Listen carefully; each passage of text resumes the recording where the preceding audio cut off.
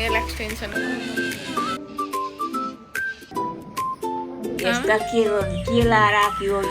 hello साथीहरू good morning welcome to my second vlog अनि आज चाहिँ म नेल एक्सटेन्सन गर्न गइरहेको छु अनि साथीले पार्लर सिकिरहेको रहेछ नि त अनि उसले नेल एक्सटेन्सन पनि सिकेको रहेछ अनि म पनि आउँछु न भनेर भनेको थिएँ अनि मेरो घर चाहिँ बिताउनु नि त अनि त्यो चार पाने रहेछ अब म चार पाने जान लागेको मैले उठेर थोरै कामहरू सकेर खाना खाएँ अब म रेडी भएर चार पाने जान्छु म चाहिँ नुहाएर रेडी नै भइसकिसकेँ नेल एक्सटेन्सन गर्नु जानुको लागि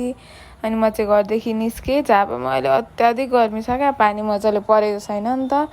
अनि म चाहिँ अटो चढ्दा बिर्तामोड गएँ थोरै कामहरू थियो सकाएँ अनि त्यसपछि फेरि अटो लिएर चार पाने गएँ साना ठिक्क साथी नै पर्खिरहेको रहेछ 11 बजेको थियो नि त ठ्याक्कै अनि गएँ अनि साथीले पार्लर सिक्ने ठाउँ चाहिँ ज्योति ब्युटी स्यालोन एन्ड एकाडेमी हो नि त यहाँ चाहिँ हेयर कटिङ भयो मेहन्दी भयो आइलाइसिस भयो सेल्फ मेकअपहरू नेल एक्सटेन्सन सबै सिकाउनु हुँदो रहेछ क्या अनि म चाहिँ गइसक्दा नेल एक्सटेन्सन गर्नु बसेँ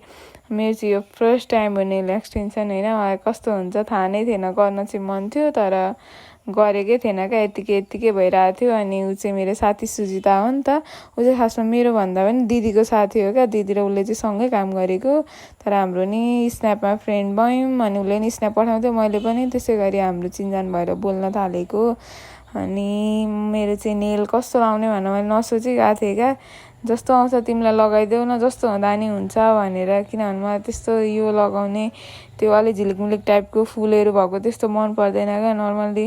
सिम्पल टाइपको मनपर्छ अनि म चाहिँ बस्दा अल्छी लागिसकेको थियो क्या कति बेर सकिन्छ होला भनेर 3.5-4 घन्टा जस्तो लाग्यो क्या गरिसक्न पनि हुन्छ नि मेरो इक्जाम पनि थियो अनि पढ्नु नि पर्ने थियो थोरै टाइम लागेको होइन अनि यहाँ चाहिँ अरू पनि हुँदो रहेछ क्या सिक्ने नेल आर्टहरू सिक्दै हुनुहुन्थ्यो अनि मैले बिचको भिडियो चाहिँ लिनै पाइनँ कस्तो लाउने भनेर अनि यो चाहिँ मेरो फाइनल लुक भयो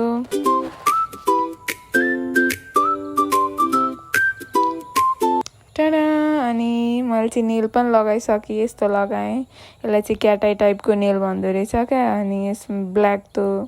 के भन्छ यस्तो टल्किने जस्तो हुँदो रहेछ क्या त्यो म्याग्नेटिकले तानेपछि अनि बाहिर निस्किनुभन्दा पानी परिरहेको रहेछ अनि साइडमा मोमो खाएँ म चाहिँ अहिले घर आइसकेँ नेल एक्सटेन्सन गरेर अनि आमाले नहेर्ने भन्नुहुन्छ हेर्नु राम्रो हुन्छ न आमा राम्रो छैन नि हेर्नु राम्रो छैन नि बाबुका नम्बर आफ्नै नम्बर राम्रो आमालाई मन परेन अरे जे कुरा पनि यस्तै रियाक्ट गर्नुहुन्छ जस्तै आमालाई आमा यो लुगा ल्याएँ भन्दाखेरि पनि आमा यस्तै भन्नुहुन्छ यो के ल्यायो यो यस्तो अझ कुरा ल्यायो भने यो छोटो यो त पछि तेरो छोराछोरीलाई हुन्छ आमा यस्तै खालको रियाक्सन दिनुहुन्छ नि त